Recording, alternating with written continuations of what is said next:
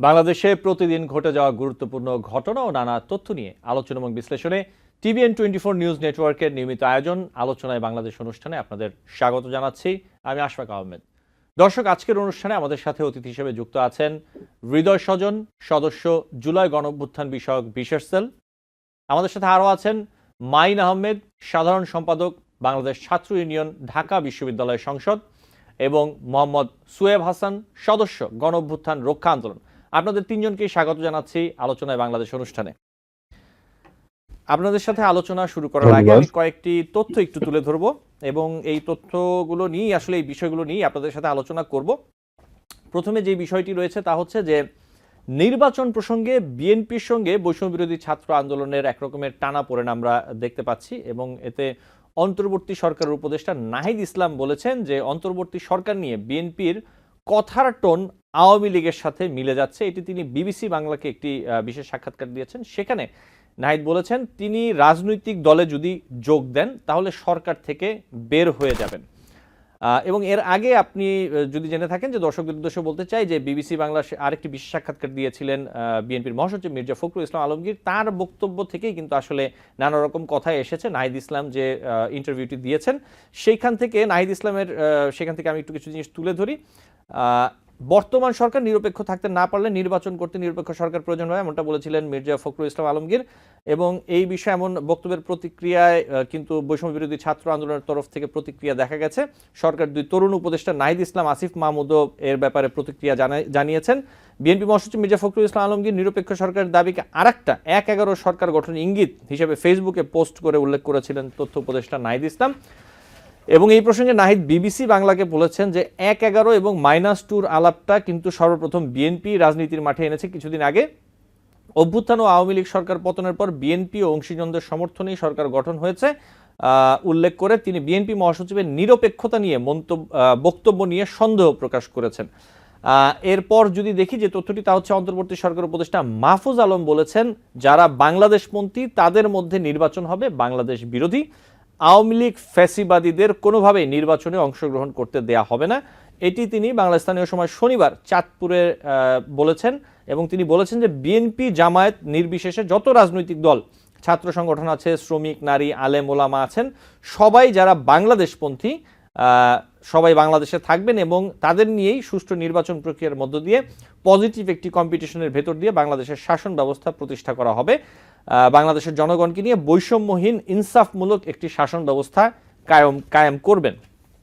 এরপর যে তথ্যটি আছে তা হচ্ছে যে মানুষকে গুজব এড়িয়ে চলার পরামর্শ দিয়ে বৈষম্য বিরোধী ছাত্র আন্দোলনের কেন্দ্রীয় আহ্বায়ক হাসনাত আবদুল্লাহ বলেছেন আজকে শুনলাম গুজব ছড়িয়েছে আমরা নাকি দেশ থেকে পালিয়ে গেছি, দেশ থেকে পালায়া কই আসি, আমরা নিজ বাড়ি দেবীদ্বারে থাকাকে কি পালানো বলে, আমার নিজ বাড়ি দেবীদ্বারে থাকাকে কি পালানো বলে। কিন্তু যারা এই গুজব ছড়ায় তারা পালিয়ে কই আছে, ভারতে বসে বসে তারা আমাদের বলে আমরা নাকি পালানোর জায়গা পাবো না, যারা পালিয়ে যায় তারাই আমাদের বলে পালানোর জায়গা পাবো না। এটা খুবই হাস্যকর।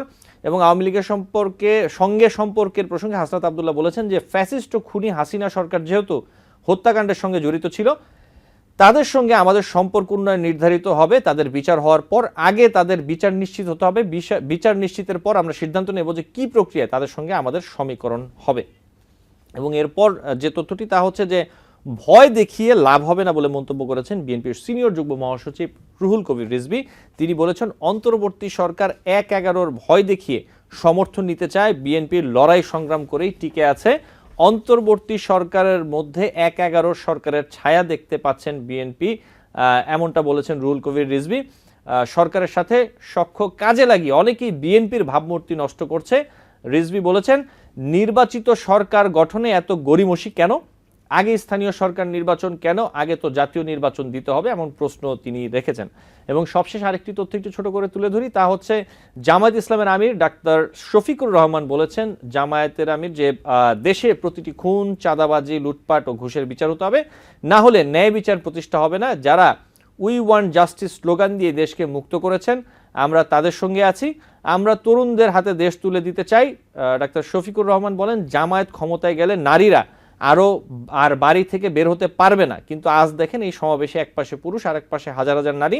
আমরা বলি জামাত ক্ষমতায় গেলে নারীরা আরও দুটি জিনিস নিয়ে চলাফেরা ও কর্ম করবে, তা হলো সম্মান ও নিরাপত্তা, যা আওয়ামী লীগ সরকার আমলে ছিল না। বাংলাদেশকে তারা ভারতের বোঝাতে চেয়েছেন যে গোলাম বানাতে চেয়েছিল, আর শেখ হাসিনা তাদের এজেন্ট, তাই তারা শেখ হাসিনাকে আশ্রয় দিয়েছে। এই ছিল কিছু তথ্য যা তুলে ধরলাম। আমি আলোচনায় চলে যাব। আমাদের হৃদয় স্বজন, মাইন, সুয়াইব, আপনাদের কারো এখান থেকে সাউন্ড আসছে সম্ভবত, যদি একটু সাউন্ডটা অফ করে রাখা যায় তাহলে ভালো হতো। আমি আমাদের আলোচকদের সাথে এখন প্রশ্ন উত্তরে চলে যাব। আমাদের সাথে আছেন তিনজন অতিথি। প্রথমে আমি একটু যেতে চাই হৃদয় স্বজন, আপনার কাছেই আসি যে বিষয়টি নিয়ে, সেটি হচ্ছে এই যে বিএনপির মহাসচিব মির্জা ফখরুল ইসলাম আলমগীর যে বলেছেন সরকার নিরপেক্ষ থাকতে না পারলে নিরপেক্ষ সরকারের প্রয়োজন হবে। অন্তর্বর্তী সরকারের নিরপেক্ষতার বিষয়টি আপনি কিভাবে দেখছেন? আপনি কি মনে করেন অন্তর্বর্তীকালীন সরকার নিরপেক্ষতা বজায় রাখতে পারছে? ধন্যবাদ। দেখুন, অন্তর্বর্তীকালীন সরকার নিরপেক্ষতা বজায় রাখতে পারছে কিনা এই প্রশ্নের উত্তর দিতে গেলে তার আগে আরেকটি প্রশ্ন চলে আসে কি যে অন্তর্বর্তীকালীন সরকারে কি অন্য কোনো রাজনৈতিক দলের আবার কোনো অংশ থেকে গেল কিনা, অন্তর্বর্তীকালীন সরকারের উপর অন্য কোনো রাজনৈতিক দলের কোনো প্রভাব আছে কিনা, এটা আগে প্রশ্ন চলে আসে। এবং বিএনপি যে কথা বলেছে যে আহ অন্তর্বর্তীকালীন সরকারের নিরপেক্ষতা থাকে না, তাহলে এখান থেকে আরেকটা প্রশ্ন চলে আসে যে আমরা যদি একটু পিছনে ফিরে যাই, আমরা তো দেখেছি যে প্রেসিডেন্ট জিয়াউর রহমান সারা বাংলাদেশের সমাদৃত, আমার নিজের কাছে অনেক আমার ব্যক্তিগত পছন্দের একজন রাজনীতিবিদ তিনি। অথচ তিনি নিজে রাষ্ট্রপতি থাকাকালীন সময় তার নিজের দল বাংলাদেশ জাতীয়তাবাদী দল গঠন করে।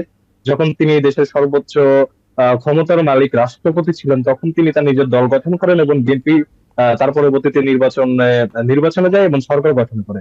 তো সেই জায়গায় থেকে বলতে হয় যে শহীদ রাষ্ট্রপতি জিয়াউর রহমান যদি নিজে রাষ্ট্রপতি থাকাকালীন সময় নিজের দল গঠন করতে পারে এবং তার দল নির্বাচনে জয়লাভ করে সরকার গঠন করে, সেক্ষেত্রে এখন সেই একই বিএনপির অন্যান্য নেতাকর্মী কেন বলছে যে অন্তর্বর্তীকালীন সরকার আসলে সেই নিরপেক্ষতার জায়গায় নেই? এটা আমার বোধগম্য নয় এবং এটা তাদের অতীত ইতিহাসের সাথে নিজেদেরই কনফ্লিক্ট হয়ে যায়। জি হৃদয় স্বজন, এখানে একটি বিষয় আছে। জি হৃদয় স্বজন, এখানে আবার অনেকে বলছেন যে এটি তো একটি অন্তর্বর্তী সরকার, ওটি তো অন্তর্বর্তী সরকার ছিল না। জি হৃদয় স্বজন বলেন। আচ্ছা, এটা অন্তর্বর্তীকালীন সরকার। এখন দেখুন, এখানে একটা স্পষ্ট জিনিস থাকে যে যদি নাহিদ ইসলাম সাহেব বা আসিফ ভাইয়া যদি কোনো রাজনৈতিক দলের সদস্য থাকতেন, সেক্ষেত্রে তারা সরকারে কেন, এই ধরনের প্রশ্ন করা যেত। বাট তারা কোনো রাজনৈতিক দলের সাথে সরাসরি জড়িত নয় বা ইনডাইরেক্টলিও জড়িত নয়। ইভেন তারা বর্তমানে বৈষম্য বিরোধী ছাত্র আন্দোলনের কোনো প্ল্যাটফর্মেরও কেউ না। তারা অন্যান্য উপদেষ্টাদের মতোই এই দেশের বুদ্ধিজীবী সমাদৃত ব্যক্তি, যারা এই অন্তর্বর্তীকালীন সরকারের পার্ট হয়েছেন এবং তাদের প্রতি দায়িত্ব রয়েছে কি যে দেশকে সংস্কার করে একটা সুষ্ঠু অবাধ নির্বাচনের মাধ্যম তৈরি করে দেওয়া। জি আপনাকে ধন্যবাদ। আমি একটু মাইন আহমেদ আপনার কাছে আসি। উপদেষ্টা নাহিদ ইসলাম যেমনটা বলেছেন যে অন্তর্বর্তী সরকার নিয়ে বিএনপির কথার টোনে আওয়ামী লীগের সাথে মিলে যাচ্ছে, এই ব্যাপারে আপনি কি বলবেন? আপনি কি মনে করেন? মাইন আহমেদ। এখন এইটা আসলে কোন কোন প্রেক্ষাপটে মাহফুজ ভাই বলতে চাইছেন সেটা একটা গুরুত্বপূর্ণ বিষয়, যে বিএনপি অনেক বেশি একাত্তর নিয়ে কথা বলছে এই কারণে, কিংবা তারা এই যে অন্তর্বর্তীকালীন সরকার নিরপেক্ষতা নিয়ে কথা বলছে এই কারণে। আসলে মাহফুজ ভাইয়ের তো ইদানিং কালের মানে যেসব বক্তব্য আসছে সেটা বেশ ভেগ থাকে আর কি, নানান ধরনের মানে আগের সময়টাতে যেটা মাহফুজ ভাইয়ের সাথে আমাদের যেসব ব্যক্তিগত অভিজ্ঞতা ক্যাম্পাসে ছিল, যে উনি অনেক ধরনের কি বলে জার্গন এবং তার সে যেহেতু বেশ জ্ঞানী একজন লোক, সেই জায়গা থেকে নানান বিষয় নিয়ে আলাপ করতেন। কিন্তু 5 তারিখের পর থেকে মাহফুজ ভাইয়ের ফেসবুক স্ট্যাটাস বেশ ভেগ হয়ে গেছে আর কি, মানে অনেকগুলা জায়গা অনেক ক্লিয়ার না করে নিজের কথাগুলো বলেন। যাই হোক, তা আমি যতটুকু ধারণা করতে পারি যে বিএনপি গোটা সময়টাতে অনেক সরকারকে বেশ চ্যালেঞ্জের মুখেই ফেলতেছে, নানান ধরনের প্রশ্নের সম্মুখীন করতেছে সরকারের নানান সিদ্ধান্তকে। যেহেতু বিএনপি একটা বড় রাজনৈতিক দল এবং তারা সামনে ক্ষমতায় আসবে, কাজেই তাদের যেন একটা স্মুথ জার্নি হয় সেটা নিশ্চিত করার রাজনীতি নিশ্চয়ই তারা করবে।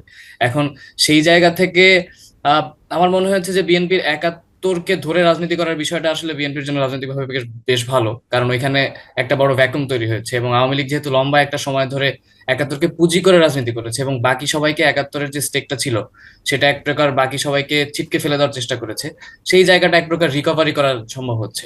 মানে একাত্তরকে পুঁজি করে যেভাবে একটা ফ্যাসিবাদী শাসন কায়েম হয়েছিল, সেখান থেকে যদি একাত্তরকে মুক্ত করতে হয়, তাহলে তো একাত্তরের যে অল্টারনেটিভ ন্যারেটিভ গুলা, যে কাউন্টার ন্যারেটিভ গুলা আওয়ামী লীগ কে মানে আওয়ামী লীগের যে কুক্ষিগত করার ন্যারেটিভ, সেটার বাইরে যা আছে সেগুলোকে সামনে আনাটা জরুরি ছিল। আমার মনে হয় সেই জায়গা থেকে বিএনপির যে রাজনীতি, তারা যেহেতু নিজেদেরকে মুক্তিযুদ্ধের একটি দলই দাবি করে, সেই হিসেবে বিএনপির রাজনীতি ঠিক রাজনীতি। কিন্তু এই গোটা বিষয়টাকে এইভাবে ফ্রেম করা বা বিএনপির কথাবার্তাকে আওয়ামী লীগের কথাবার্তার মতো শোনাচ্ছে বলাটাও এক প্রকার আমার মনে হয় যে মানে একটা কি বলে এটা যদি ওইভাবে বলি যে তারা এক প্রকার আওয়ামী লীগ আমাদের মননে যে যে ধরনের রাজনীতি ঢুকিয়ে দিয়ে গেছে, যে একটা কোনো একটা ইভিল ফোর্সের সাথে হচ্ছে যে আমি তাকে একটু মিলাই দিই তাহলে হয়তো বা আমার রাজনীতিটা সহজ হয়ে যাবে। তো আমার মনে হয় যে আমাদের আসলে সেই টেন্ডেন্সি পরিহার করে যথাযথ এবং সুস্থ গণতান্ত্রিক রাজনীতির পথেই থাকা উচিত, এবং 5 তারিখের পরে আমরা যেটা আশা করছিলাম যে বিভাজনের রাজনীতি হবে না, এক প্রকার ঐক্যের রাজনীতি হবে, সেই জায়গাটার জন্য আমার মনে হয় যে এই ধরনের মন্তব্য, এমনকি উভয় ক্যাম্প থেকে নানান সময় ব্যাপক বিভিন্ন ধরনের সাংঘর্ষিক বক্তব্য আসে, যেগুলো আসলে যতটা না প্রতিযোগিতামূলক তার চেয়ে অনেক বেশি বিদ্বেষমূলক। আমাদের আসলে সেই জায়গাগুলো পরিহার করাটা আমার মনে হয় বেটার আর কি রাজনীতির জন্য করা। জি মাইনাহত, আপনাকে ধন্যবাদ। আমি একটু সোহেব হাসান আপনার কাছে যেতে চাই দুটো বিষয় নিয়ে। আসলে এই যে সরকারের নিরপেক্ষতার যে বিষয়টি, আপনি কি মনে করেন যে সরকার নিরপেক্ষ অবস্থান ধরে রাখতে এখনো পর্যন্ত সফল অথবা সামর্থ্য হয়েছে? এবং আরেকটি বিষয়, এই যে উপদেষ্টা নাহিদ ইসলাম বলছেন মির্জা ফখরুল ইসলাম আলমগীরের যে সাক্ষাৎকার অথবা তিনি যা বলেছিলেন সেই কথার সূত্র ধরে যে বিএনপির কথার টোন আওয়ামী লীগের সাথে মিলে যাচ্ছে, এই ব্যাপারটি আপনি কিভাবে দেখছেন সোহেব হাসান? আচ্ছা, আমি যদি প্রথমে দ্বিতীয় ব্যাপারটার কথায় আসি যে বিএনপির কথার টোন আওয়ামী লীগের সাথে মিলে যাচ্ছে কিনা, আপনারা খেয়াল করে দেখবেন যে 5 তারিখের পর আওয়ামী লীগের যে ভেরিফাইড পেজ আছে সেখান থেকে একাধিকবার বিএনপিকে এন্ডোর্স করা হয়েছে, মির্জা ফখরুল ইসলামকে প্রেস করা হয়েছে, এবং আওয়ামী লীগের যে সকল প্রোপাগান্ডা ওয়েবসাইট বা পেজ কিংবা টিম আছে, লাইক এয়ার টিমের মতো যেসব প্ল্যাটফর্ম আছে, সেখানেও সামহাও বিএনপির প্রতি কেমন যেন একটা পজিটিভ মনোভাব আমরা দেখেছি। সেই জায়গা থেকে এখন আওয়ামী লীগ যেহেতু গণধিকৃত একটি দল হিসেবে পরিণত হয়েছে, সে তার রাজনৈতিক স্ট্র্যাটেজির জন্য অনেক কিছুই করতে পারে, কিন্তু বিএনপিকেও তার জায়গা থেকে ক্লিয়ার থাকতে হবে যে কোনোভাবেই সে আওয়ামী লীগের মতো একটা ফ্যাসিবাদী শক্তিকে রাজনীতির ময়দানে দেখতে চায় না। আমরা দেখেছি যে বিএনপি আওয়ামী লীগকে নিষিদ্ধের ব্যাপারে ভেটো দিয়েছে, বিএনপি 72-এর সংবিধানটাকে বাতিল করার ব্যাপারে ভেটো দিয়েছে, এবং বিএনপির একাধিক শীর্ষস্থানীয় নেতা নির্বাচনে আওয়ামী লীগকে চেয়েছে। আবার অন্যদিকে আমরা দেখছি আওয়ামী লীগের ভেরিফাইড পেজ থেকে বিএনপির মহাসচিবের যে কথাবার্তা বা বিএনপির মহাসচিবের যে পজিশন সেটাকে প্রেস করা হচ্ছে।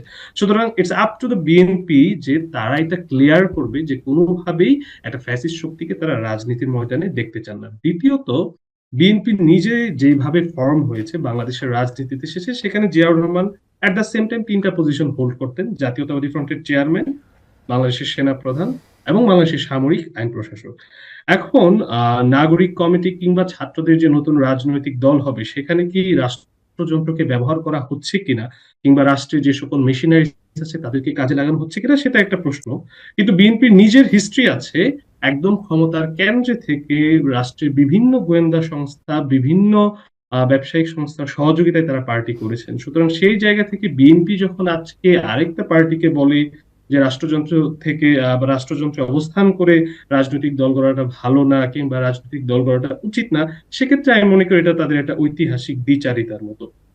তবে বিএনপি যেটা 75-এর পরে করেছে, অর্থাৎ 77 থেকে 81, তার যে রাজনৈতিক দল গঠনের যে প্রক্রিয়া, সেক্ষেত্রে অনেক কিছু ভুল ভ্রান্তি থাকতে পারে। এখন সেই ভুল ভ্রান্তিটাকে কি আমরা আসলে স্ট্যান্ডার্ড হিসেবে ধরার কোনো প্রয়োজন মনে করি কিনা, আমি ব্যক্তিগতভাবে মনে করি না। এবং রাজনৈতিক দল এটা আসলে রাষ্ট্রযন্ত্রকে ব্যবহার করে গড়ে ওঠাটা, এটা আসলে আমাদের জন্য সুখকর কিছু হবে না। সেই ক্ষেত্রে যদি ছাত্ররা নতুন একটি রাজনৈতিক শক্তি হিসাবে আবির্ভূত হতে চায়, সেক্ষেত্রে রাষ্ট্রযন্ত্রের বিভিন্ন সংস্থার সাহায্য, এই জিনিসগুলোকে এড়িয়ে জনগণের ম্যান্ডেটের মাধ্যমেই আসলে তাদের একটা রাজনৈতিক শক্তি হিসেবে আবির্ভূত হওয়া উচিত।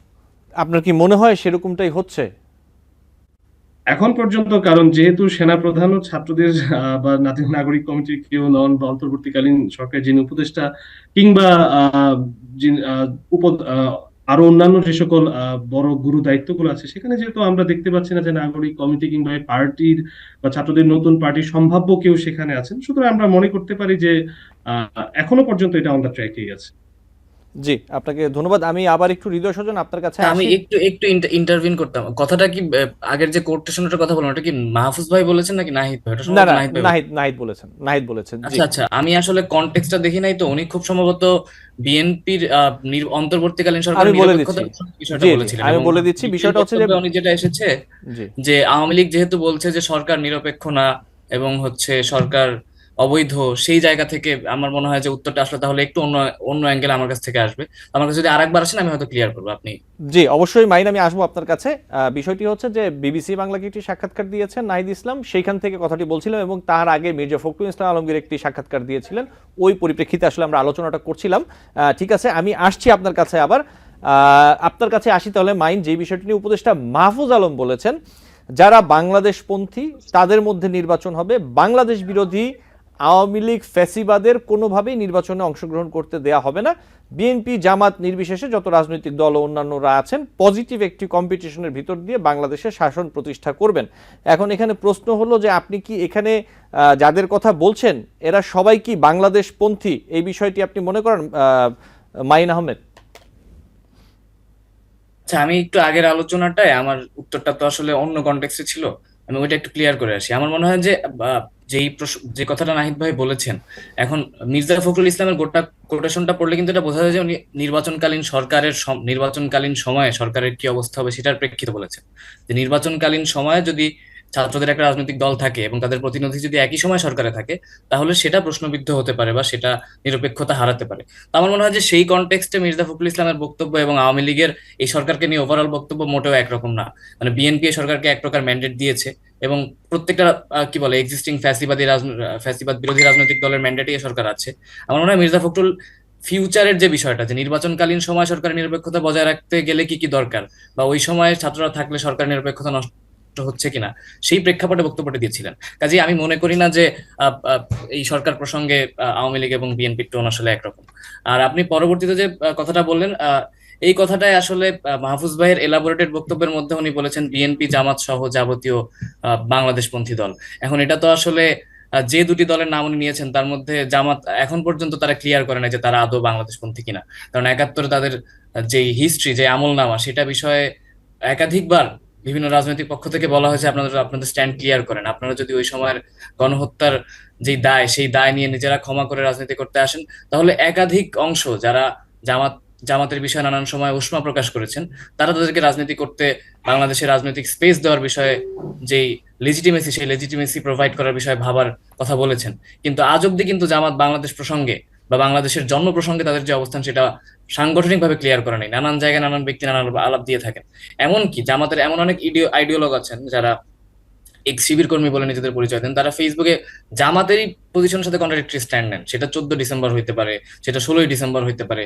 নানান সময় আপনি দেখবেন যে জামাতের ফেসবুকে বা অন্যান্য সোশ্যাল মিডিয়াতে অনেক ধরনের আইডিওলগ আছে যারা এক এক দিবসের এক এক ধরনের ন্যারেশন সামনে আনে। কেউ বলতে চান যে 14 ডিসেম্বর হচ্ছে ভারতের, কেউ বলতে চান 14 ডিসেম্বরে যারা মারা গেছে তারা সবাই দালাল ছিল।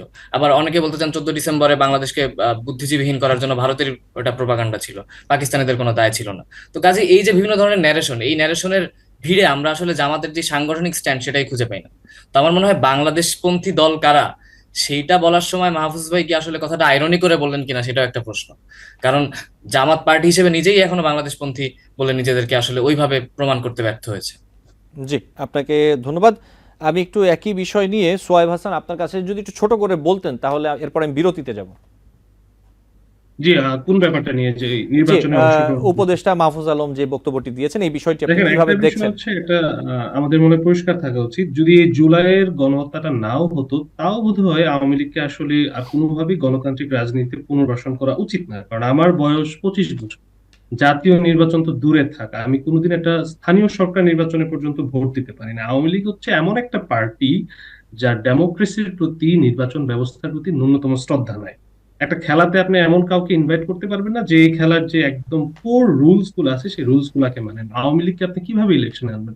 আর তো ইলেকশন করে অভ্যাস নাই, সে তিনটে ইলেকশন ডাকাতি করেছে কোনো ধরনের হেসিটেশন ছাড়া, কোনো ধরনের শেম ছাড়া, এবং তার এই ট্রেডিশন 1973 থেকে আজ পর্যন্ত বিরাজমান আছে। সুতরাং এই ধরনের একটা পার্টিকে কোনোভাবেই আসলে গণতান্ত্রিক যে রাজনীতি সেখানে পুনর্বাসন করার কোনো সুযোগ সোয়াইব নেই। হাসান, আমি আসলে যে দ্বিতীয় কথা হচ্ছে প্রশ্নটি যে রেখেছিলাম এই প্রসঙ্গটি তো আমরা জি। আসবো, আপনি বলছেন ঠিক আছে। আমি যে প্রশ্নটি আসলে রেখেছিলাম মাইন বলছিলেন সেটি হচ্ছে যে উপদেষ্টা মাহফুজ আলম বলেছেন যে যারা বাংলাদেশপন্থী তাদের মধ্যেই নির্বাচন হবে, এর মধ্যে আওয়ামী লীগ ফ্যাসিবাদীদের কোনোভাবেই নির্বাচনে অংশগ্রহণ করতে দেওয়া হবে না, সেটা তো তিনি বলছিলেন। আপনি বলছিলেন আরো একটি বিষয় যেটি হচ্ছে যে বিএনপি জামাত নির্বিশেষে যত রাজনৈতিক দল এবং অন্যান্যরা রয়েছে যারা বাংলাদেশপন্থী তাদের মধ্যেই নির্বাচন হবে, তার এই বক্তব্যটি আপনি কিভাবে দেখছেন সোয়াইব হোসেন? দেখেন, জুলাই হচ্ছে আমাদের ভবিষ্যৎ বাংলাদেশের একটা রাজনীতির একটা রেফারেন্স পয়েন্ট হওয়া উচিত, এবং জুলাইয়ে যে সকল রাজনৈতিক দল এবং শক্তি একসাথে জনতার কাতারে লড়াই করেছে তাদের প্রত্যেকেই আসলে গণতান্ত্রিক রাজনীতির অধিকার রাখে।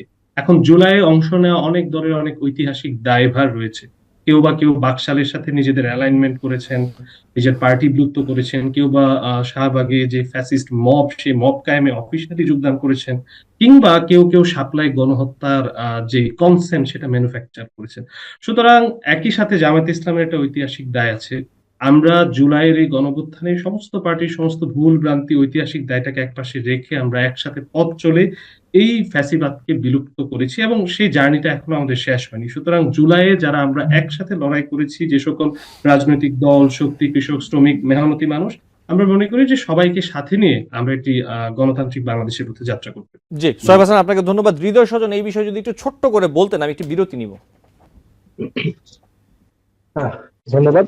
প্রথমত হচ্ছে যে মাহফুজ ভাই অ্যাকচুয়ালি বাংলাদেশ পন্থী দলটা কিভাবে ডিটারমাইন করবে সেটাই তো একটা কোশ্চেন চলে আসে। Cause ওইখানে উনি স্পষ্ট কোট করে যেখানে জামাতের কথা বলেছেন, এখন জামাত তো বারংবার তাদেরকে বলার পরেও তারা ক্লারিফিকেশন করে নাই যে 71-এ তাদের কি ভূমিকা ছিল, তারা মুক্তিযুদ্ধের পক্ষের দল নাকি বিপক্ষের দল।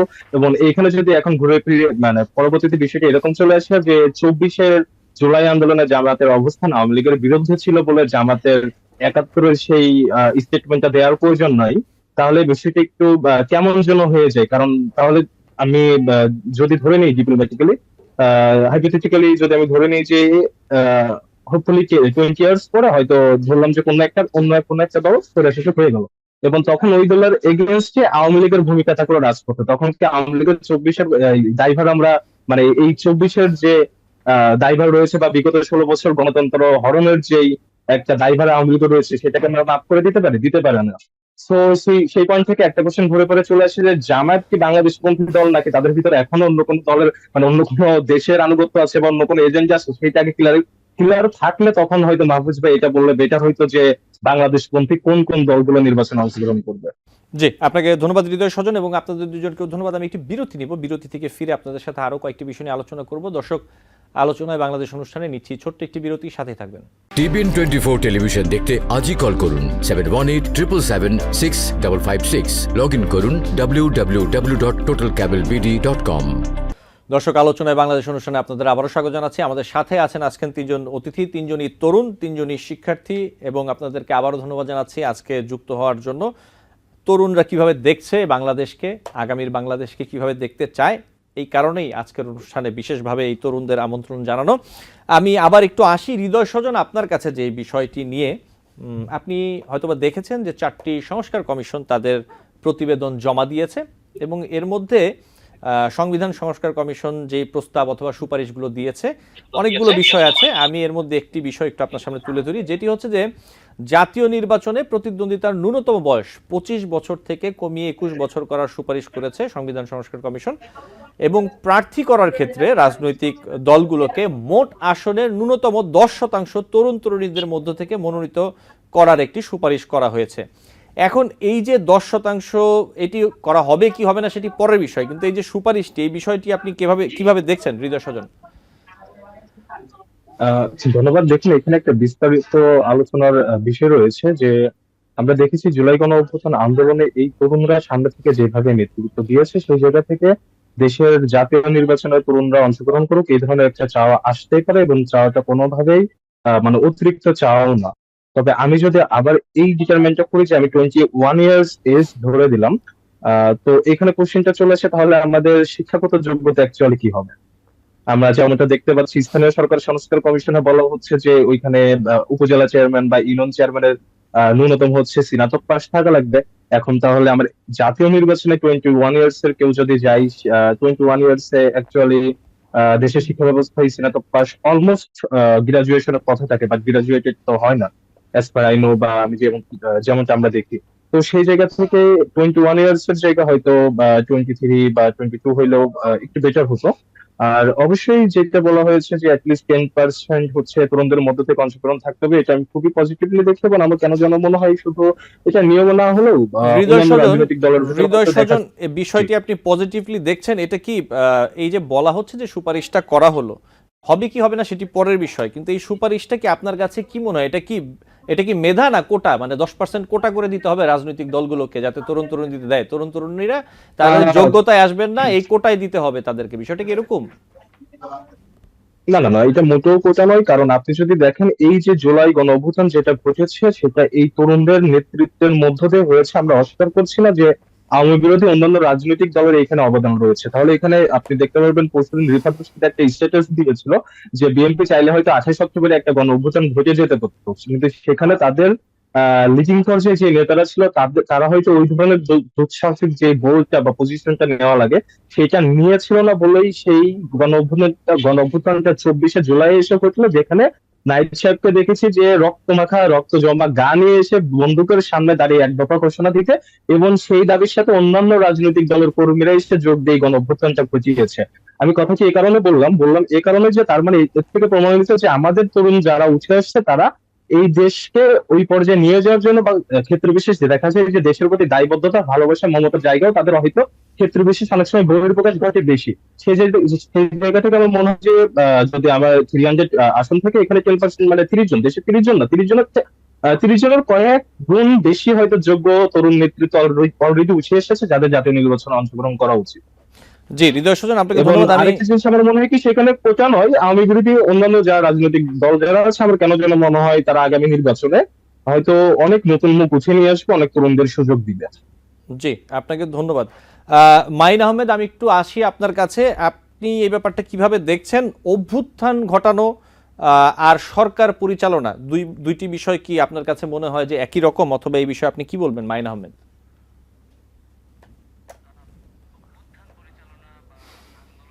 হোক, দীর্ঘ সময়ের আন্দোলন পরিচালনা এবং সরকার পরিচালনা নিশ্চয়ই ভিন্ন দুইটা বিষয়। এটা যে শুধুমাত্র এখন বোঝা যাচ্ছে এমন না, সেটা 71 পূর্ববর্তী এবং পরবর্তী সময়ে অনেক বেশি সেটা আমরা দেখেছি। আমাদের পূর্ববর্তী বক্তা বাকশালের টপিক অবতারণা করলেন। তো আমি আসলে এখানে একটু আগের টপিকটায় ব্যাক করতাম, কারণ হচ্ছে যে আমি যেটা বলছিলাম যে জামাত রাজনীতি করবে কি করবে না সেই বিষয়, ধরেন উনি বললেন 24কে একটা রেফারেন্স পয়েন্ট ধরতে।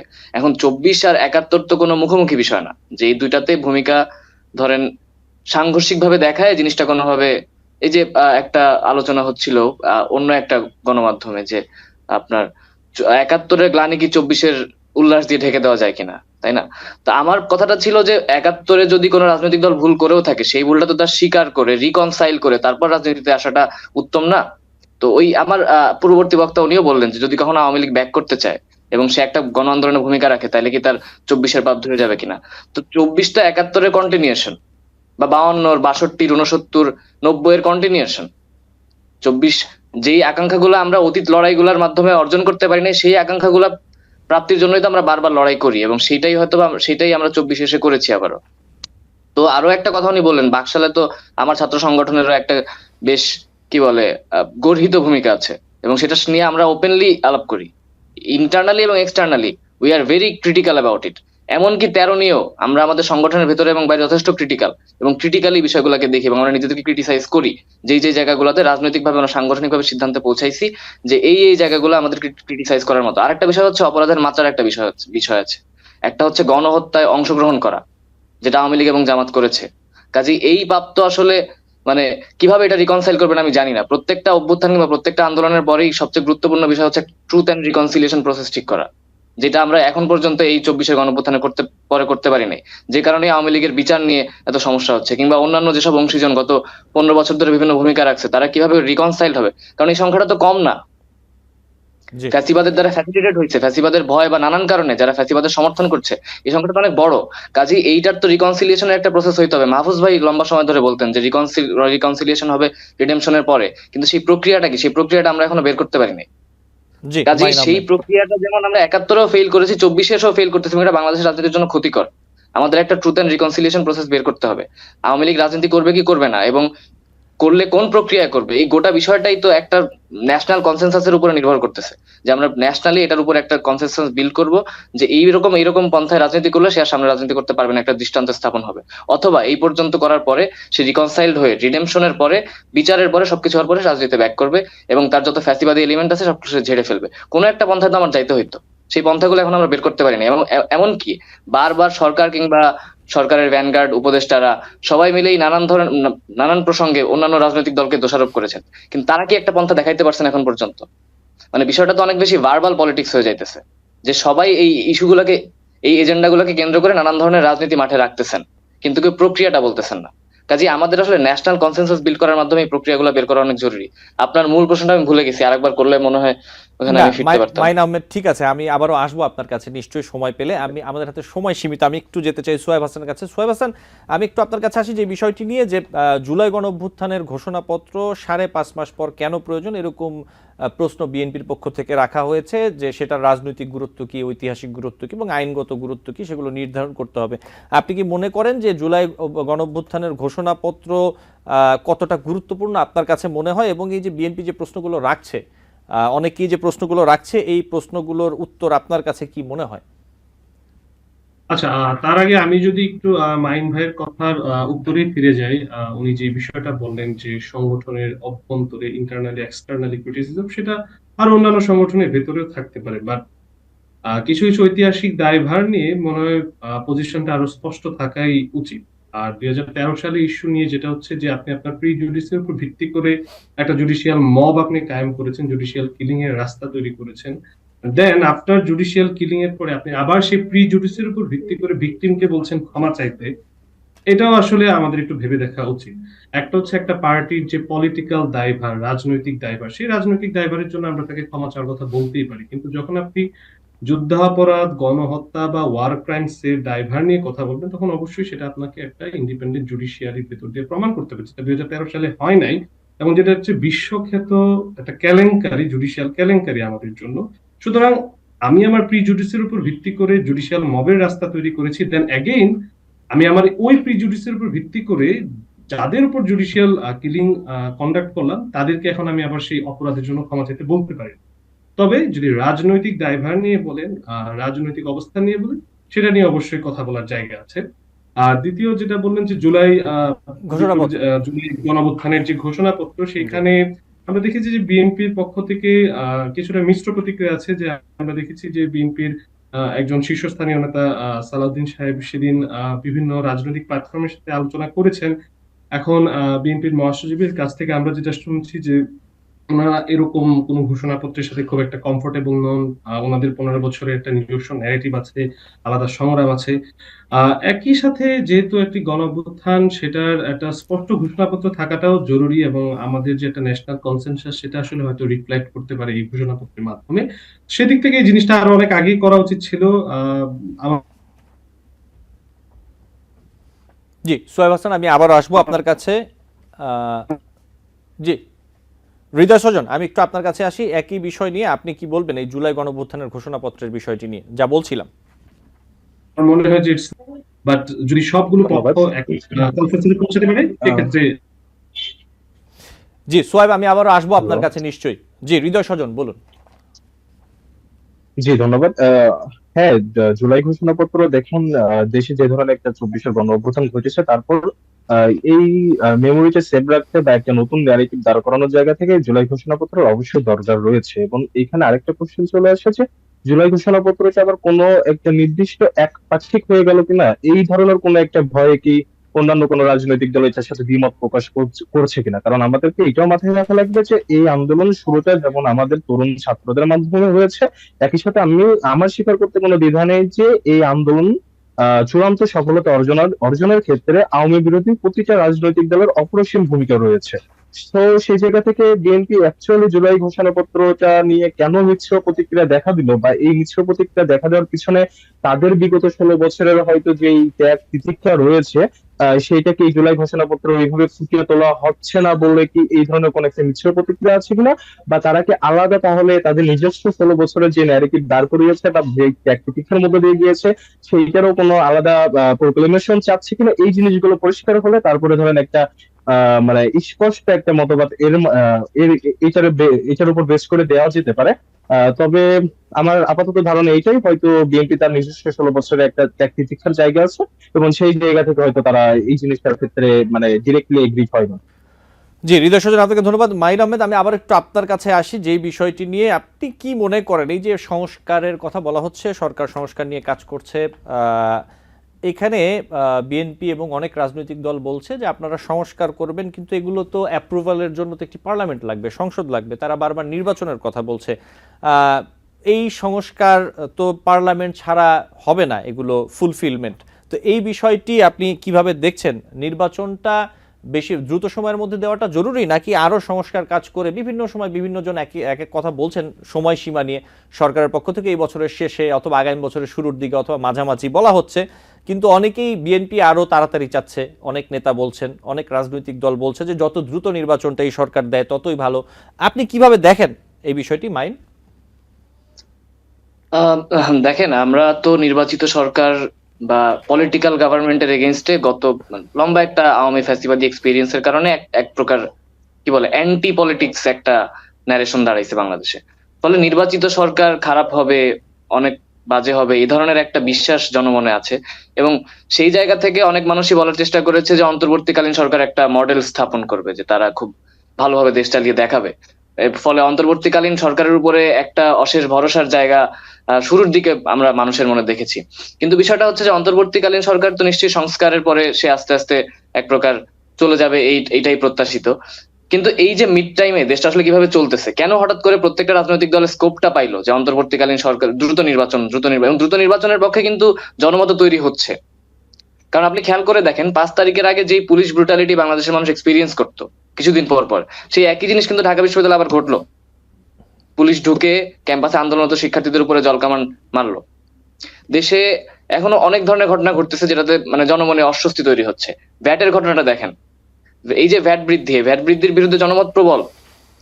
হ্যাঁ, এটা নিয়ে আপনি চায়ের দোকানে যান, সোশ্যাল মিডিয়াতে দেখেন, এটা তো আসলে মানুষের জীবনকে ইম্প্যাক্ট ফেলতেছে। ফলে অন্তর্বর্তীকালীন সরকার কি সেই মডেল শাসন ব্যবস্থাটা দেখাইতে পারতেছে? প্রথমত। দ্বিতীয়ত, আসলে মানে পলিটিক্যাল পার্টি নির্বাচন তো চাবি, এটা তার রাজনীতি, কিন্তু সেটার উল্টা পাশে দাঁড়ায় অন্তর্বর্তীকালীন সরকার সংস্কারের প্রস্তাবগুলা নিয়ে কত দ্রুত কাজ করতে পারতেছে এবং কত ভালো দেশ চালাইতে পারতেছে, সেটার উপরে নির্ভর করতেছিল তাদের স্থায়িত্বকাল। কিন্তু এই স্কোপ গুলা তৈরি হয়েছে, এখন জনমনে নানান ধরনের অসন্তোষ তৈরি হয়েছে এবং সেই অসন্তোষ গুলাকে নিশ্চয়ই রাজনৈতিক দলগুলো সামনে আনবে এবং তাদের যে রাজনৈতিক দলগুলো ক্ষমতায় যাওয়ার জন্যই রাজনীতি করে, কারণ ক্ষমতায় যাওয়া ছাড়া তো সেটা আদর্শিক হোক কিংবা মধ্যপন্থী রাজনৈতিক দল হোক, তাদের প্ল্যান গুলো বাস্তবায়ন করতে পারবে না। স্বাভাবিক। ধন্যবাদ। একটু ভাই আমাকে একটা 30টা সেকেন্ড দিবেন। সেটা হচ্ছে 71-এ জামাতের যে ভূমিকা, সেটা কোনো প্রিজুডিস না, সেটা 13 সালে নতুন করে তৈরি করা হয়েছে আর্টিফিশিয়ালি, এমন না। 71-এর ভূমিকাটা তার ছিল দেখেই 13 সালে সেটা ধরেন নিশ্চয়ই 13-র যে গোটা মুভমেন্ট, সেই মুভমেন্টের যে মডেল, সেই মুভমেন্টে যা যা হয়েছে, সেখানে যেভাবে ডেথ পেনাল্টিকে সামনে আনা হয়েছে, আমি নিজে ইডিওলজিক্যালি অ্যান্টি ডেথ পেনাল্টি একটা মানুষ, এবং লম্বা সারা গোটা দুনিয়ায় লেফটদের একটা বড় আবেদনের জায়গা হচ্ছে যে ডেথ পেনাল্টি রাখা যাবে না। ফলে 13 সালে অনেক জায়গায় ক্রিটিসাইজ করার জায়গা আছে, কিন্তু তার মানে এটা না যে 13 দিয়ে 71 সালে জামাতের যে ভূমিকা, সেটাকে একটা প্রিজুডিস হিসেবে আমি জাস্ট উড়াই দিব। 71 সালে তার যেটা ভূমিকা, সেটা তো বাংলাদেশের মানুষ এক্সপিরিয়েন্স করছে, এটা লিভড এক্সপিরিয়েন্স এদেশের মানুষের। সেটা 71-এর সময় গোটা সময়কালে যদি আপনি তাদের যে পত্রিকা আছে, মুখপত্র, সেটা পড়লেও বুঝতে পারবেন তাদের কি অকুণ্ঠ সমর্থন ছিল সেই গোটা প্রক্রিয়ার সাথে। কাজে ওইটা তো আপনি জাস্ট প্রিজুডিস বলে মানে আমাকে জাস্ট মানে তাদেরকে ভিক্টিমাইজ করতেছি এই অ্যালিগেশন আনতে পারেন না। মাইন আহমেদ, নিশ্চয়ই বিষয়গুলো নিয়ে আপনাদের সাথে ভবিষ্যতেও অন্য কোনো দিন আলাপ হবে। আমাদের সময় খুব কম, আমি একটু সোহাইব হোসেন আপনার কাছে আসি যে বিষয়টি নিয়ে, এই যে অন্তর্বর্তীকালীন সরকারের উপর আস্থা এবং কিভাবে তারা রাষ্ট্র পরিচালনা করছেন। মাইন আহমেদ বলছেন, আমি ছোট করে একটু বলি, Bangladesh chamber of industry BCI এর সভাপতি আনোয়ারুল আলম চৌধুরী পারভেজ বলেছেন যে IMF এর প্রেসক্রিপশন মেনে চলছে সরকার, এতে অর্থনীতি ক্ষতিগ্রস্ত হবে, গণতান্ত্রিক সরকার ছাড়া স্বস্তি ফিরবে না, ব্যবসায়ীরা গণতান্ত্রিক সরকার চায়, তাই যত দ্রুত সম্ভব নির্বাচনী প্রক্রিয়া যাওয়া উচিত অন্তর্বর্তী সরকারের। ব্যবসায়ীরাও এখন এই কথা বলছেন, আপনার কাছে কেন মনে হয় তারা এই কথা বলছেন সোহাইব হাসান? এটা আপনি খেয়াল করে দেখবেন যে কোনো স্বৈরশাসক কিংবা কোনো অটোক্রেটের পতনের পর সাধারণত যেই গতিতে আমরা সংস্কার কিংবা রাষ্ট্রের নতুন যাত্রাকে প্রত্যাশা করি, সেটা অনেক সময় হয়ে ওঠে না। আপনি এটা ইরাকে সাদ্দাম পরবর্তী সময়েও আমরা একই ধরনের ব্যাপার লক্ষ্য করেছি যে সাদ্দাম আমলে যে ধরনের মেগা প্রজেক্ট বা যত দ্রুত সিদ্ধান্তগুলো নেওয়া যেত, সাদ্দাম পরবর্তী সময়ে আসলে সেই সিদ্ধান্তগুলো অনেকটা স্লথ হয়ে পড়েছিল এবং মানুষের মনে এক ধরনের প্রশ্ন এবং শঙ্কার জায়গা তৈরি হয়েছিল। এখন একটা পলিটিক্যাল গভর্নমেন্ট আসলে অনেক কিছুতেই ক্যাপেবল, যেটা আসলে একটা ইন্টারিম গভর্নমেন্ট বলেন বা একটা তত্ত্বাবধায়ক সরকার বলেন, সেই অর্থে ক্যাপেবল হয় না। সুতরাং এই সরকারের আসলে প্রায়োরিটি হওয়া উচিত একটা সংস্কার, এটা বিএনপির ভাষায় ন্যূনতম সংস্কার, কিংবা কারো ক্ষেত্রে সেটা কেউ সেটা ভাবতে পারে এক্সটেন্সিভ সংস্কার। এখন সংস্কার যেটাই হোক, আমার মতে সেটা আসলে অতি দ্রুত সম্পূর্ণ করে আসলে আমাদের নির্বাচনের দিকে যাওয়া উচিত, কারণ প্রায় তিনটা টার্মে আমরা আসলে বাস্তবিক অর্থে কোনো ইলেকশন দেখি নাই। দেশের মানুষ আসলে নির্বাচন বা রাজনৈতিক দলের সাথে সবকিছু নিয়ে একটা নেগেটিভ পারসেপশন তৈরি হয়েছে, যেমনটা মাইন ভাই অনেকটা বলেন, আমি অনেকটা একমত জি, বলা চলে। সোহেব সুতরাং হাসান, ইন্টারিম গভর্নমেন্টের উচিত খুব দ্রুত একটা ইলেকশনের দিকে এগিয়ে যাওয়া। আপনাকে ধন্যবাদ। আমাদের সময় আজকে শেষ। আপনাদের তিনজনকেই, হৃদয় স্বজন, মাইন আহমেদ এবং সোহেব হোসেন, আপনাদের তিনজনকেই আমি আন্তরিকভাবে ধন্যবাদ জানাচ্ছি। নিশ্চয়ই অন্য কোনো দিন আপনাদের সাথে আরো বিভিন্ন বিষয় নিয়ে আলোচনা হবে। ভালো থাকবেন আপনারা। দর্শক, আলোচনায় বাংলাদেশ অনুষ্ঠানে আজ এই পর্যন্তই। পরবর্তী অনুষ্ঠান দেখার আমন্ত্রণ জানিয়ে বিদায় নিচ্ছি।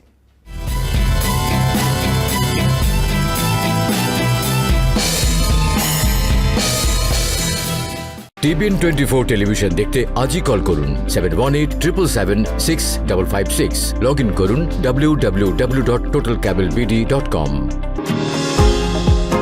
নিউ ইয়র্ক থেকে সম্প্রচারিত টিবিএন 24 টেলিভিশন বিশ্বজুড়ে বাঙালির কণ্ঠস্বর।